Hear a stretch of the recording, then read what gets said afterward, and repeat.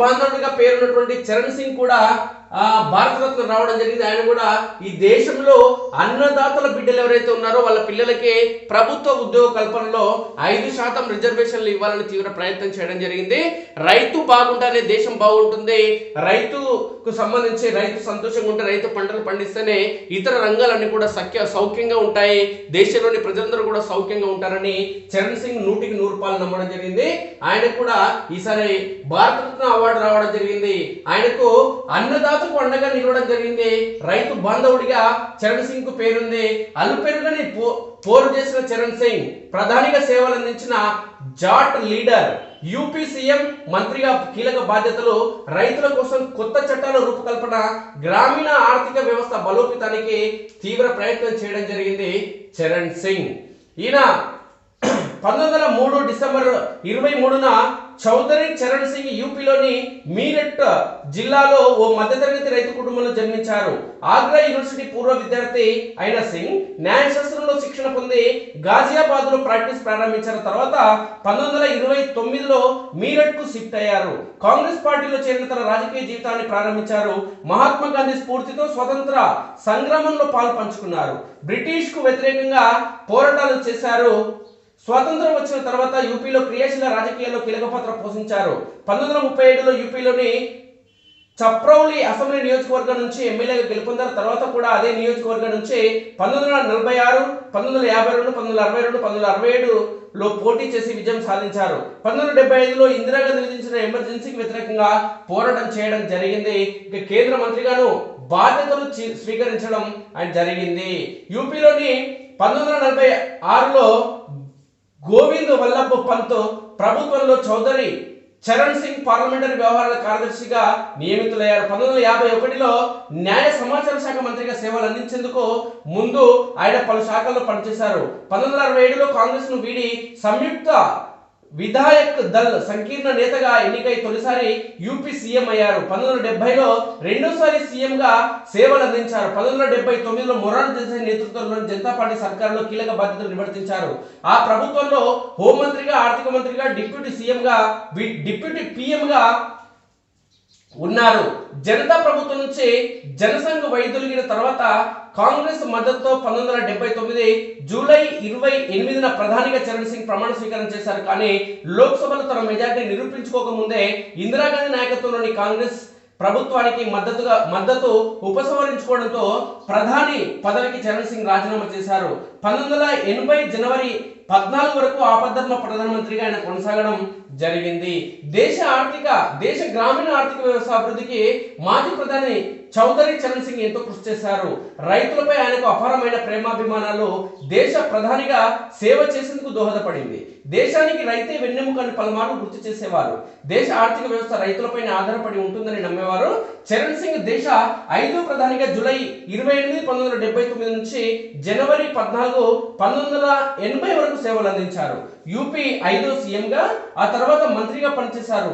కేంద్ర హోంమంత్రి, డిప్యూటీ ప్రధానమంత్రిగా కూడా చరణ్ సింగ్ సేవలు అందించారు. 1975లో ఇందిరాగాంధీ విధించిన ఎమర్జెన్సీకి వ్యతిరేకంగా పోరాటం చేశారు. ఈ నేపథ్యంలోనే జాట్ లీడర్ చరణ్ సింగ్ కు భారతరత్న వరించడం జరిగింది. యూపీలో వ్యవసాయ రూపురేఖలు మార్చిన సింగ్ ప్రధానిగా పనిచేసిన అతి కొద్ది కాలంలోనే రైతులకు అనుకూలమైన చట్టాలను రూపొందించేందుకు చరణ్ సింగ్ కృషి చేశారు. యూపీలో వ్యవసాయ రూపురేఖలు మార్చిన ఘనత ఆయనకే దక్కుతుంది. భూస్వాముల దోపిడీని ఎండగట్టేవారు. 1939లో రైతుల కోసం రుణ విముక్తి బిల్లు తీసుకువచ్చారు. అప్పుల ఊబిలో కూరుకుపోయిన ఎంతో మంది రైతులకు ఇది రిలీఫ్ ఇచ్చింది.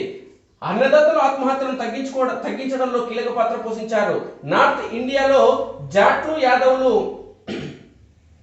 గుజ్జరులు, కుర్మీలు ఇలా అన్ని సామాజిక రైతులకు నాయకుడిగా ఎదిగారు. 1980 జనవరి 14న ఆయన తుది శ్వాస విడిచడం జరిగింది. రైతుల కోసం చేసిన సేవలకు గాను రాజ్ఘాట్ లో ఆయన స్మారానికి కిసాన్ ఘాట్ అని పేరు పెట్టారు. ఆయన జన్మదినాన్ని కిసాన్ దివస్ గా జరుపుకోవడం నేటికి జరుగుతుంది. ఈయనకి సంబంధించిన మరికొన్ని అంశాలు చూస్తే చరణ్ సింగ్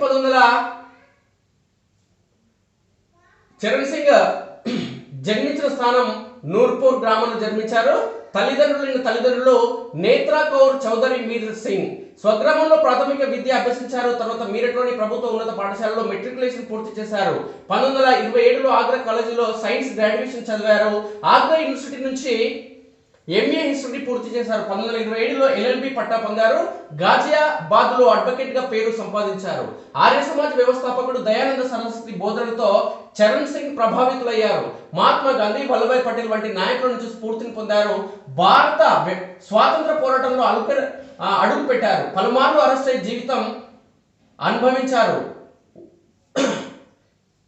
జైలు శిక్ష అనుభవించారు.